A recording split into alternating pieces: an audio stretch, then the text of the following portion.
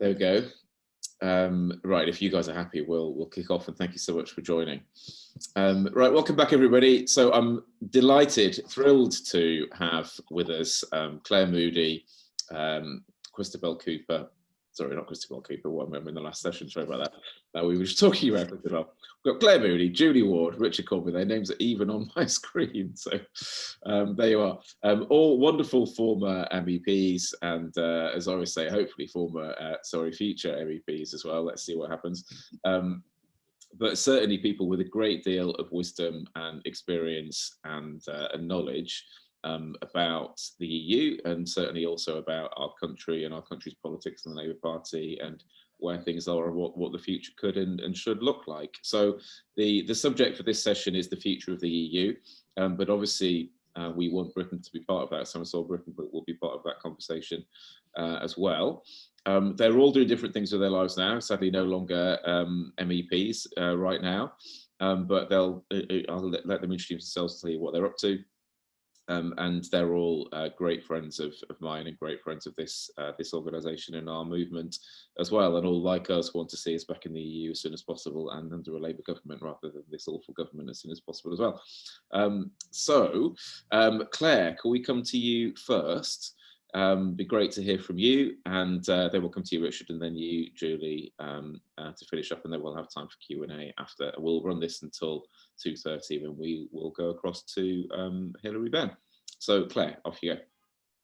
Lovely, thank you, Mike, and yes, thank you for the kind introduction. As Mike said, I used to be a member of the European Parliament, representing the southwest of England and Gibraltar, which is a whole interesting topic of conversation on its own. And indeed, there's a lot of interesting things happening around Gibraltar, that they may well become part of the Schengen zone, which will be intriguing. And that will solve a lot of their border issues. That's, but we will talk about Northern Ireland Protocol. I'm sure you already have today, or and perhaps do that in the questions. I was going to keep my remarks fairly brief, and I will leave the discussion around the conference on the future of Europe to Richard, who is very closely involved in that and indeed an expert on it. So I will talk a little more perhaps around the politics of it, in the sense of from this side of the channel, there has been repeated talks around the demise of Europe, that somehow the EU is going to fail at any point in the not too distant future.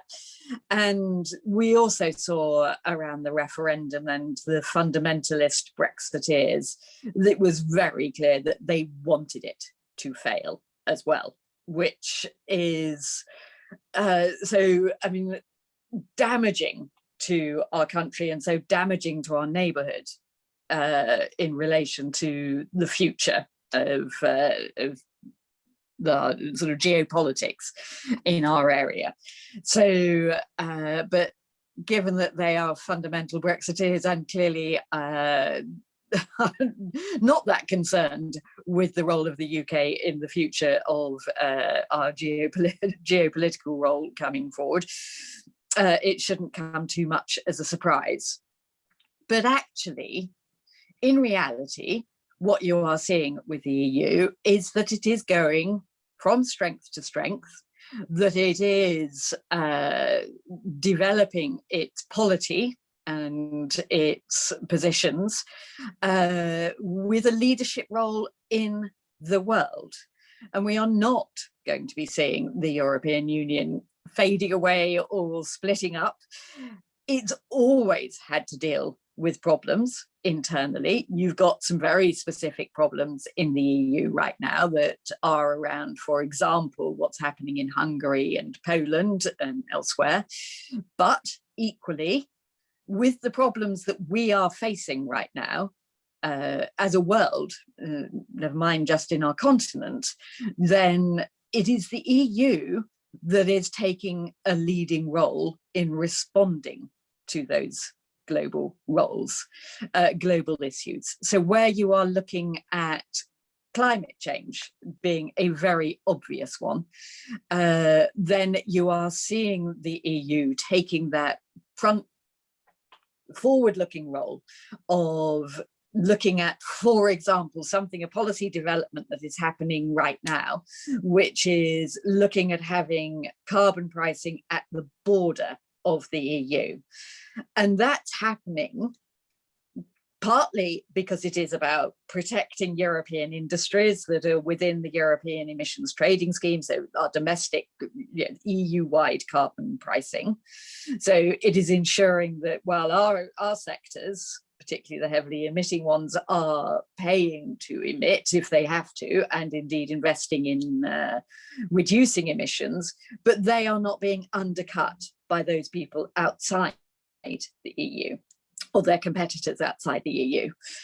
Now, the point of having the CBAM, the Carbon Border Adjustment Mechanism, is that it is explicitly to encourage other regions and countries to introduce their own carbon pricing. So it is a very clear example of how the EU is taking its global regulatory role really seriously in terms of shaping that policy future around the world. So you look at the EU's future, and it is one of leadership in our globe, and that is really important as far as for all of us, for those issues that we care about. You can see it to some extent you can see it on the geopolitical stage, but it is that regulatory role that, for me, I think is hugely significant. We've seen it for years with the data protection regulations. As I say, going forward, we see more of it in that climate position. And within the EU, you see the coordination and the collaboration that happens.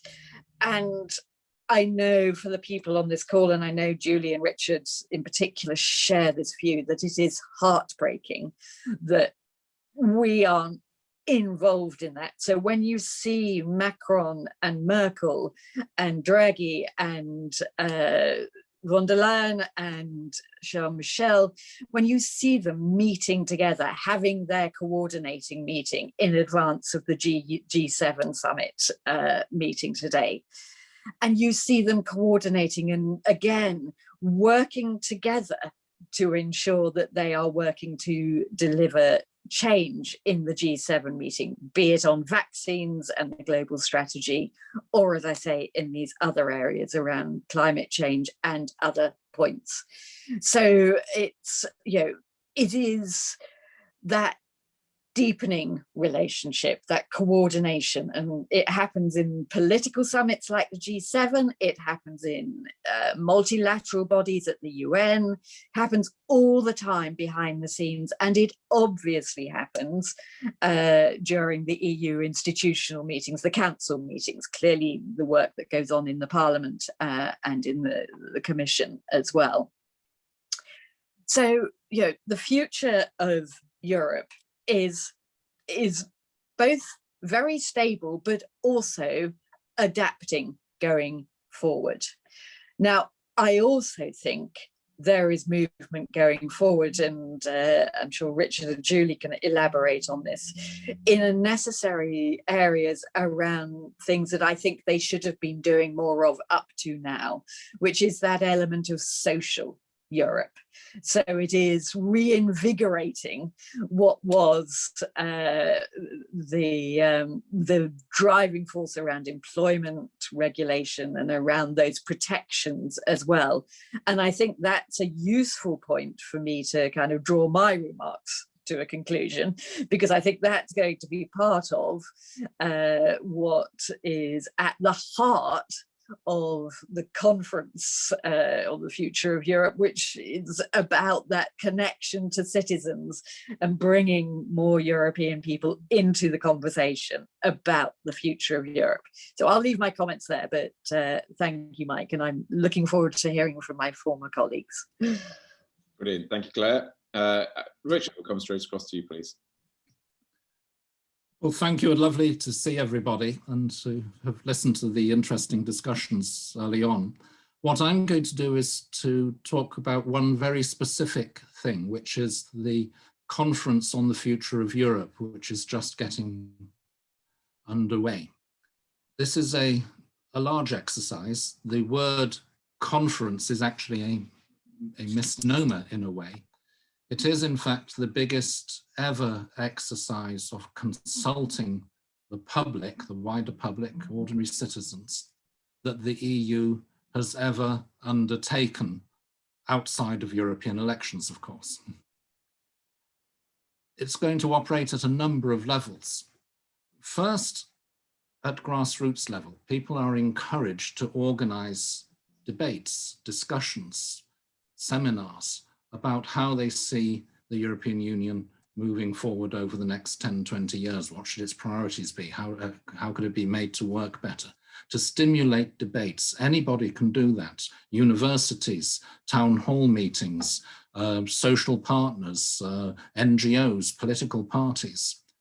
3 people in their living room can have a debate.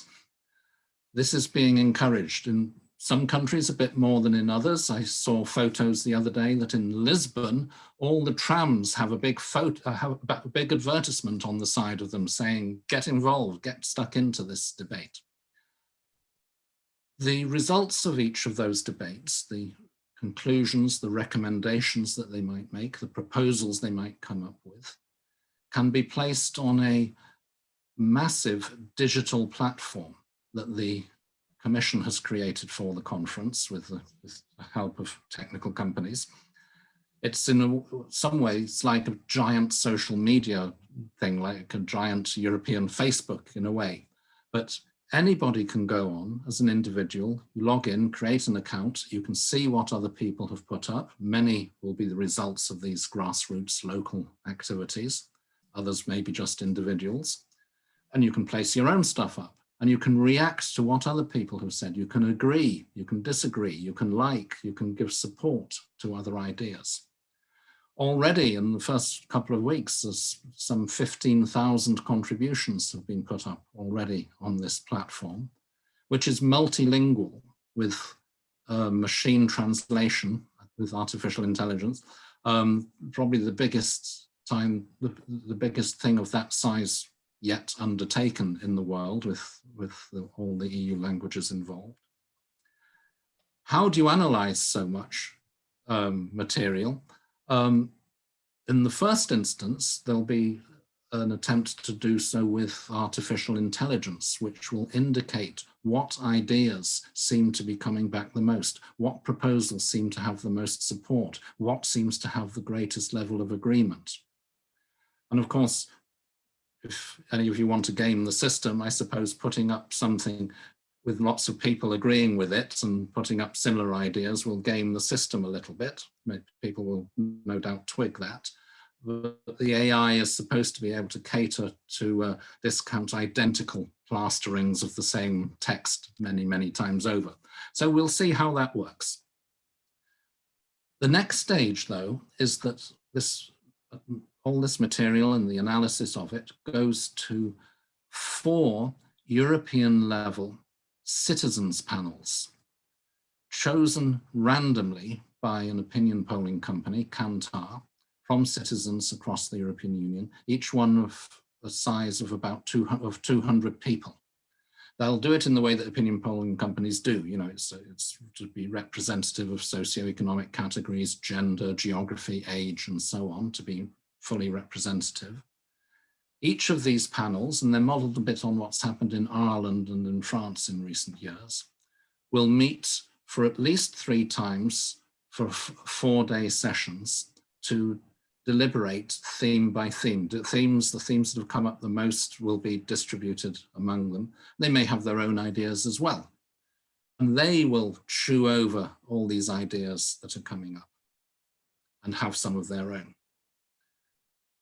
And then the next level becomes the important one, the conference plenary.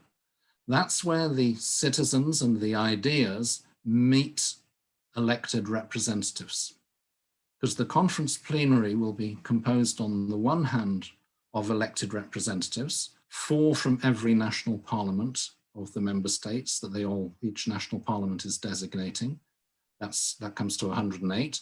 108 MEPs from the European Parliament, 54 ministers, 2 per country from national governments, 30 elected representatives from regions and cities.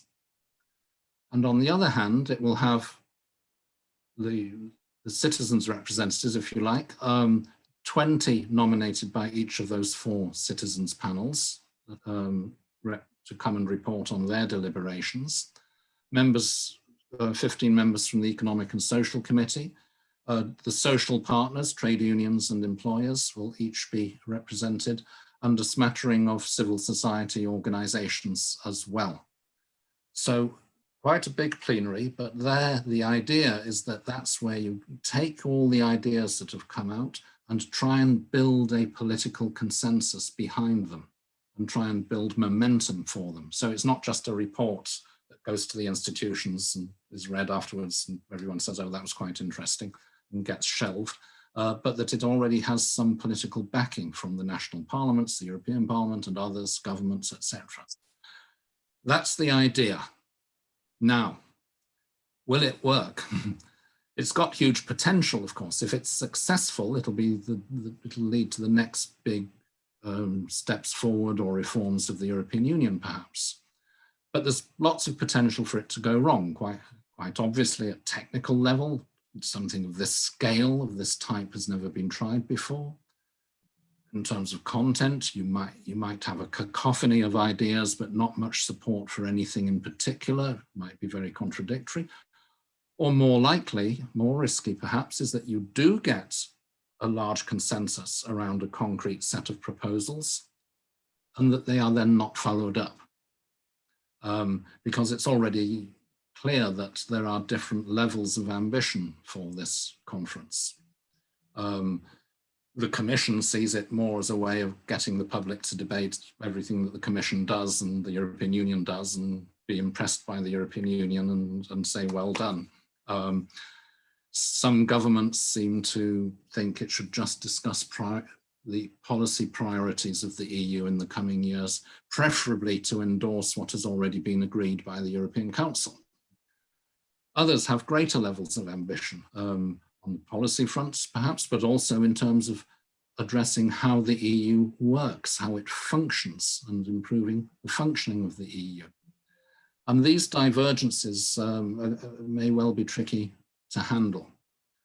I think a key part of it will be how you make the link between policy desirables and the way the EU works and its capacity to deliver. If, for instance, you want the EU to do more on foreign policy and security, Europe's place in the world, you need to look at its capacity to do anything about that when you have a decision-taking system where you need, on foreign policy, unanimity in the Council of Ministers. So you see things like we saw the other day of Hungary alone, the Hungarian minister, the only one around the table, blocking an EU position on Belarus, condemning what's recently happened in Belarus. It was pathetic. If you want the EU to do more on foreign policy, you have to address the question of decision-taking procedures in the Council.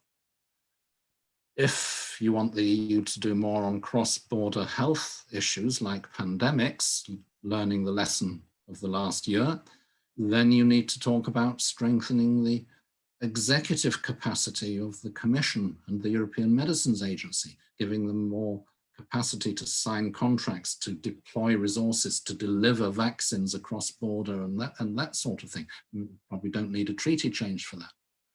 If you want to do the EU to do more on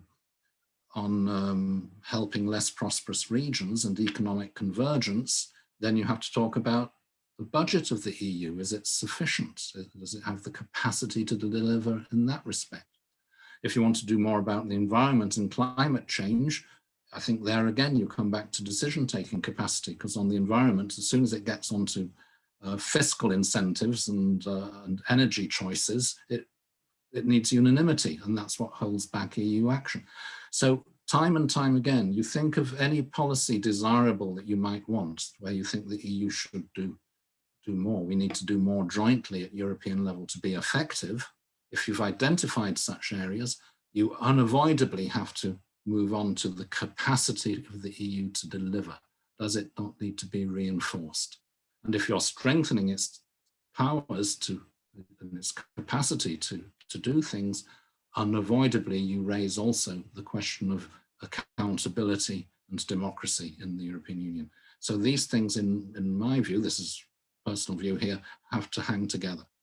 Anyway, I'll stop there. As you see, it's a very ambitious exercise. It shows the EU is moving on after COVID, after Brexit, after financial crisis, to think about its future in this huge ambitious project, which may or may not succeed.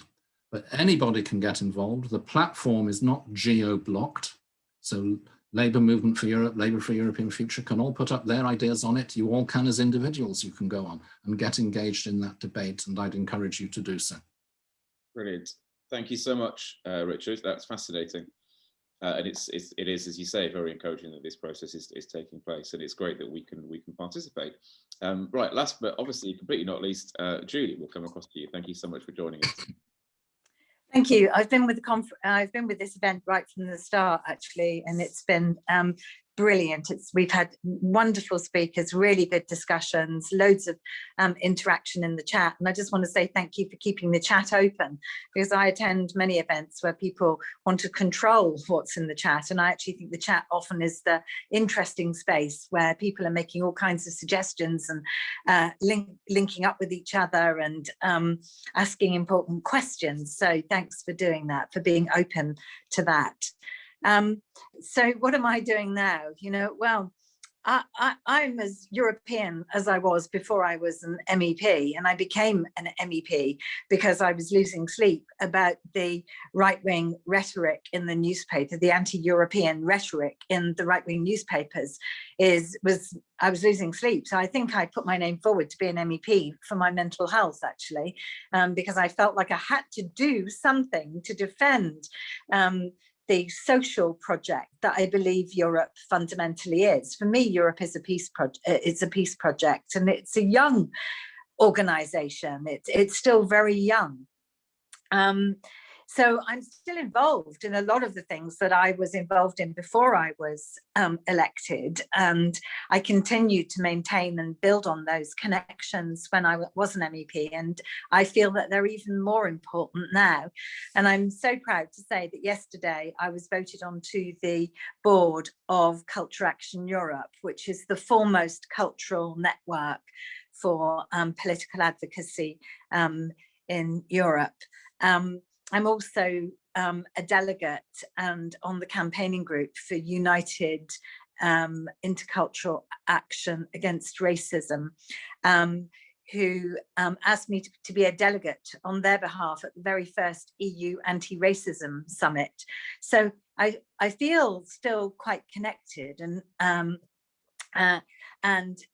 can maintain, if you like, that sort of sensible British voice of, well, we're not all, rabid racist Brexiteers and, anti-Europeans. Actually, the UK is full of people who are pro-European and who have had their European identity stolen from them. And I think that's important from a Labour perspective as well, because I certainly joined a pro-European party, and I'm absolutely determined to keep speaking the truth. Richard is, I believe, working, I just thought I'd say something about what we're all doing, because Richard, you're working for the high level group in the Parliament, I believe, for the, is that correct? For the President? The conference I just described has a joint secretariat running it, with six people nominated by the Parliament, 6 by the Commission, and 6 by the Council of Ministers. And the European Parliament nominated me to be one of its representatives. Yes, as an observer, I saw. But all of us, as a full member. Even better, that's great. But all former members can feed into the Future of Europe conference. So I have already sent a document, actually, and I'll talk about that later. But Teresa, who was my colleague in the northwest of England, is working for a European environment think tank. So our expertise, as British pro-European Labour politicians, is still in demand and is still being sought at European level. I'm very, very active with the Party of European Socialists, particularly with PES Women. I did lots with PES Women when I was in the Parliament, and Party of European Socialists isn't just EU member states. Let's not forget that. It also includes Turkey, Norway, Switzerland, countries like the UK that are not in the EU, but are still European. And that's really, really important. And when we can eventually see each other again, I would urge many more Labour members to attend PES events. We need to be there. We need to have our voice heard, and we're always very, very welcomed. So when I think about the future of the EU, I just want to flag up some things that I think have been really, really important recently, and some ongoing things. And one of the important things recently was the historic agreement to have a common debt in order to for the EU to get itself out of the coronavirus economic meltdown and to build back afterwards. And that was truly, truly historic. And it was fantastic to see the EU doing what it should be doing, which is demonstrating solidarity in times of trouble.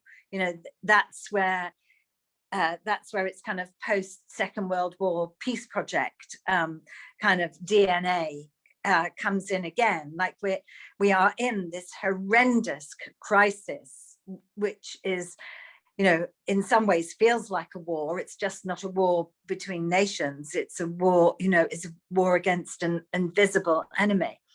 And it was just so fantastic to see that the EU was able to make that, to come to an agreement about the common debt. It is taking action against Poland and Hungary. I know it will be complicated, difficult, and all the rest of it. And some people don't feel that there will be enough sanctions, but I am glad to see those actions being taken. I think it's very, very important. And in fact, when Poland declared its LGBT free zones, so some very kind of fundamental, fairly sort of right-wing municipalities in Poland started to put up signs saying LGBT free, Helena Dalli, who is the Commissioner for Equality, actually made sure that regional development money to those places would not be forthcoming, because to announce an LGBT free zone effectively means that you're not upholding some of the core values of the EU, which are gender equality. I still do a lot of work in the Balkans online at the minute, but I had a parliamentary responsibility for relations with Bosnia, Herzegovina and Kosovo. And I'm maintaining my connections with that region. And they are desperate to be members of the EU. So EU enlargement will happen. I don't think we're ever going to see Turkey in with the current administration of Erdogan there, but actually the Balkans countries really, really do need us, and we need them too. Okay, the EU needs them as much as they need to be in the EU. And what my friends in the Balkans countries used to say to me is, you've got the EU when your government goes rogue, Well, our government under Johnson went rogue, and we don't have the EU anymore as a safety net. But when you learn about the terrible tribal, ethnic divisions and violence and conflict that happened in those countries, you absolutely understand why they want to be part of the EU, why being a member of the EU will help to democratize those countries and will help to strengthen the rule of law and help the social and welfare programs that are so needed. And we have many British Labour members in those countries right across Europe, living, working, studying, in having maybe fallen in love with somebody in those countries, married and stayed there. And I don't think that Labour remembers that its largest CLP is actually international Labour. And many of those members are in the EU countries, or they're in countries that are going to be in the EU very, very soon. And they, they watch what we've been doing in the UK. I mean, first of all, Brexit is a disaster for them, but then they've kind of watched the party basically turn its back on them, and most of them are still in the party that I know, thank goodness, and they're willing to do what I'm doing, which is to commit to having a kind of fighting spirit within the party to try and bring it back to where it should be.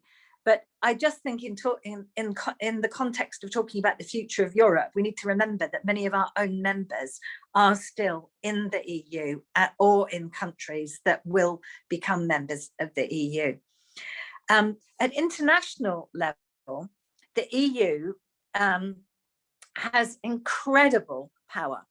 So I was twice I represented our political group at the United Nations Committee on for the Status of Women, and we, as a European parliamentary delegation with our European Union negotiator, had incredible influence on that, on the document that is agreed about the status of women and what needs to be done about it at international level.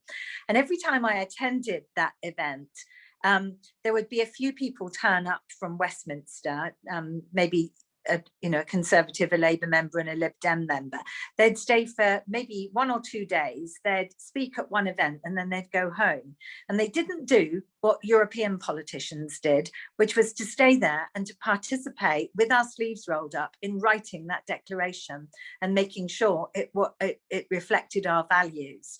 Equally, I was involved in the Internet Governance Forum nearly every year as the representative for the Culture Committee for my political group. And I got to sign a document that helps to keep, it's a kind of charter, a multi-stakeholder document that helps to keep the internet open. And I did it a year before Trump was elected, and I didn't understand it, and it wasn't running out for like 18 months. And I asked the people, the advisors at the meeting, why are we doing this now? Why aren't we doing it at next year's IGF? And they said to me, because if Trump gets elected, he won't sign it.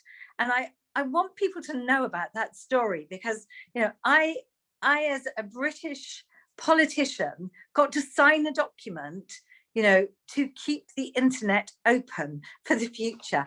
And so few people in our party and in our country really understood about the level of detail of power that we had as representatives. And that is still ongoing. So the European Parliament has many joint parliamentary assemblies with different geographical regions. So I was a member of the ACP EU Joint Parliamentary Assembly. So all those levels of influence are still continuing. And I met many Commonwealth parliamentarians when I was involved in the ACP, and none of them could understand why we were doing Brexit either. It was a complete mystery to them about why we would want to give up any platform for power and influence. And then let's talk about the environment. and what the EU is doing. And we had Greta Thunberg came to address the Environment Committee actually in the European Parliament in Strasbourg, which was amazing. She was extraordinary. And there is an unstoppable force now of young people particularly who are changing things, and there won't be any going back, and I think even the Conservatives know that. And the Green New Deal and the climate law that the EU is bringing in, again, is very, very historic. Now, some people have said that the UK's promises are more ambitious, but I just want to posit something here.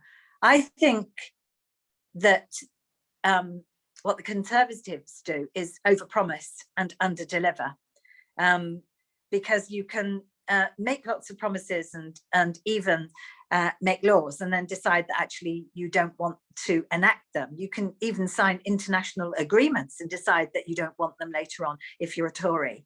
So I would always like more ambitious laws on climate and the environment, but I'm pretty pleased with what the EU has done so far, and I'm sure it will be improved as well as time goes on. But it is an agreement, and that's so important. And it not only, the policies are not only in terms of transport and energy, and retrofitting houses and all that kind of stuff. At a cultural level, there is a project called the Bauhaus Project, which is, if you like, the Commissioner for Culture and Maria Gabriel's kind of project, along with the Horizon programme. So it's looking at how the artists and designers and people working in culture and innovation and research, how they too will also be given opportunities to work on green projects. So it's what I really like is this kind of horizontal approach to really, really important issues that need to be addressed. Now, I'm now a representative with the Citizens Takeover Europe civil society group, NGO group, because I'm working with Another Europe is Possible. I'm on the National Committee of Another Europe is Possible, and we are actually members of Citizens Takeover Europe, and that has already been doing some of the really brilliant things that Richard talked about. So assemblies of solidarity, home parliaments were a thing that they were promoting, which were wonderful, which is, in lockdown, sit around your kitchen table and have a parliament, have discussions about the important political issues of the day. And Citizens Takeover Europe created a vision document and about their view on the Future of Europe conference, and I have put my name to that, and so I sent it to the high-level group, Richard, because I'm part of that. So I just want to say there are very, very interesting routes still to influence what is happening at European level. We are not so removed that we can't still have our say and be listened to, and those comments be welcomed. And then finally, I just want to talk about what we're saying to voters here in the UK. And I want to demolish the red wall myth immediately, all right? Because I live in it. It's where I am, in County Durham. And in my village, there is still an EU flag flying from somebody's window and a Vote Remain sticker on the back door of a builder's van. And I don't know who these people are because I wasn't living there for 6 years. And it certainly wasn't because of me that they put the European flag out of the window or put the sticker in the back of the van. It was because somehow or other, those people had learned the benefits of Europe, either because they were direct recipients of some European regional development funding and the funder had bothered to tell them that it was EU money, or because they had taken an interest, or because they had been to Europe, or they'd even been to County Hall in Durham, and they picked up many of the pieces of material that Brian Stobie used to put out, because he ran a fantastic a department called Europe Direct. So Red Wall myth is a bit of a it is a bit of a myth, because working patterns have changed and the working class is not what it used to be. And sure, these are ex-mining villages, but now they're not full of miners. They're full of families trying to find a way to make a good life for themselves. And the young people in the community that I know are all appalled that we have left Europe. And their vote is going somewhere else. And I want Labour to concentrate on future voters. I don't see at the minute that we have much to say to young people, and it is who are our future voters that are going to matter so much. And if we don't have something to offer young people, some hope to offer them, then I think we're going to be in trouble in the future. So the biggest campaign that I've just allied myself to and that I'm giving time to is a campaign for us to re-enter the Erasmus Plus project, because that's where we should be. We should be making sure at least that our young people have all the opportunities to work with, to meet, and possibly to even fall in love with their European peers. Thank you. Great. Thank you so much, Julie and Clara. Richard.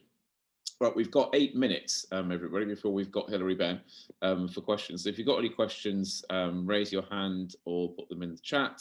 But first off, question from me. So just thinking about the future of Europe, obviously we've got elections this year in Germany, next year in France. With us gone, those are the two, the two big power players. Obviously, we don't know what the outcome of those elections is going to be, but what is, your view on what that might mean for the future? I mean, obviously, in France, we don't know what the outcome is going to be. We would love the French PS, Parti Socialiste, to win. Doesn't look hugely likely right now, and it almost certainly will turn into a runoff between Macron and Le Pen. I still don't think Le Pen win's going to happen, but if it did, is that game over for the European Union? And in Germany, it looks like it's going to be CDU or Green or some kind of coalition. I mean, again, sadly, the SPD isn't doing that well. But what's your view on the outcome of that and its future for the EU? Claire, brief comments from you. Thanks, Mike. Yes, I mean, you've got Merkel, who's the longest standing leader in the EU right now, stepping down in the autumn. And that's going to lead to a transition inside the member states' role in the EU. I, like you, think that Macron will still win next year. I think the polls are looking like we will get a CDU chancellor in September, but they will then take months to negotiate a coalition. No party is going to be able to rule without a coalition as things stand in Germany. So you won't get that coalition settled, and indeed it therefore may not be a CDU chancellor. It may be a Green chancellor because of the coalition talks. But you will find that both of those countries are quite inward looking when it comes to the council for the next 12 months, if you include the French elections. So, but that's one of the beauties of the EU, is it doesn't stand still, because countries do have internal elections at some point. Every EU country, at any point in time, there is an election going on inside a European country. But the Commission carries on. There's a lot of work going on. obviously, our alma mater, our place of work is the European Parliament. That still goes on. The negotiations still go on within the council, even while you're having that kind of political evolution happening in those major countries. So yeah, we're going to watch some interesting times. It will be fascinating to see what Germany's position evolves into post Merkel. You will see new leaders and new coalitions forming as a consequence. There are always coalitions inside the council. You have the Scandinavian countries working together. You have the sort of different relationships, Southern European countries together. So you will see some of that shifting potentially, with the politics shifting and with the the fact that you've got the countries, Germany and France, perhaps looking away a little. But it will continue to be an effective union that is working on all those issues that the three of us have been talking about. So I, for one, will be fascinated watching it, but I think that it is it's going to be a sort of onward march within the EU with all the issues we're focused on. Great, thank you very much. Brief thoughts on that, Richard and Julie. Richard, come to you first, and then we need to finish up because we've got 4 minutes before Hilary. I think Claire summed it up very well. The EU does continue. A couple of particular things to note. We had a debate earlier today, didn't we, about the state of the Labour Party. Look at the state of our sister parties in Germany, France, Netherlands, Flanders, and one or two other places at the moment. We always look at this parochially, don't we? We say, oh, it's all because of our current choice of leader, or it's because of this division here, or that particular vote there in the House of Commons. Underlying this are some wider trends that we share with the rest of Europe. Now, that's not to portray it as a disaster, that it's the end of democratic socialism in Europe. Far from it. There are ways in which things can be turned around, and we're doing better in other countries. But we shouldn't just analyze these things in terms of our parochial politics. We need to look much wider when we do so. Great, thank you. And then Julie. Oh, and by the way, you say the question about whether Le Pen means the end of the European Union, if she were to be elected. Trump didn't mean the end of the United States. They waited till he'd gone and got through it with some risks, I must say. And I think it would be largely the same if there were a Le Pen presidency in France. She has moderated a little bit some of the things she used to say about the European Union. She doesn't talk about Frexit or even France leaving the euro and a number of other things. But I think the rest of Europe would have to nonetheless follow a containment policy and do what it can do despite a hostile French government for a while. But it doesn't automatically spell the end of the world in terms of Europe. As to the next German chancellor, if it is Laschet, which is the Merkel's successor as leader of the CDU, he is actually one of our former colleagues in the European Parliament. We know him well, so we'll be interesting to see how that works out, whether or not it's in coalition with the Greens. Of course, there could be an SPD, Green, Liberal and Left Party coalition. Mathematically, that might become possible. Whether that's politically feasible, though, is another matter. That would leave the CDU in opposition. Thank you very much. And then Julie, just briefly from you, because we need to finish up. Well, really, I was just going to talk about how that reflects back here, really. I think that I don't think Le Pen will win, but what it tells us is that we must always be alert to racism and nationalism, the dangers of that kind of agenda. And when we take our eye off the ball, when we are not considering it, actually, it grows. I always remember that when I was an MEP for the northwest of England, in the town of Maryport on the west coast of Cumbria, there was a BNP councillor elected, and it was partly because there was no Labour candidate standing in Maryport Town Council. So, well, so we're looking at a whole country that has, quite a charismatic kind of, racist, nationalist party. And yet we have pockets of that here in our own country.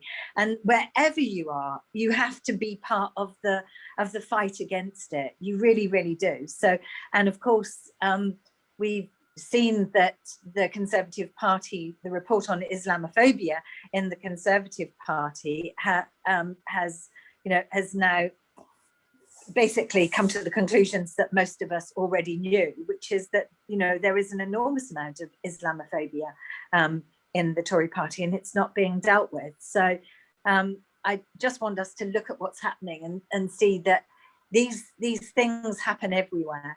And just in terms of Germany and the success, the increasing success of the Greens, here in County Durham, at the local council elections, the first Green was just elected. And there were many successes for Greens right across the country. And that is also telling the Labour Party something. And it links to what I said earlier about young people, right? I think that we don't have a strong enough message for young people. And so they are looking elsewhere. And because I did consensus politics in a parliament where we sat around in a circle and talked until we agreed, I would really like a different kind of politics here in the UK. Great. Thank you so much, Julie and Richard and Claire. It's always wonderful to hear from you. And I've really enjoyed listening to you today. So we'll move on because we've got to get to Hillary. But thank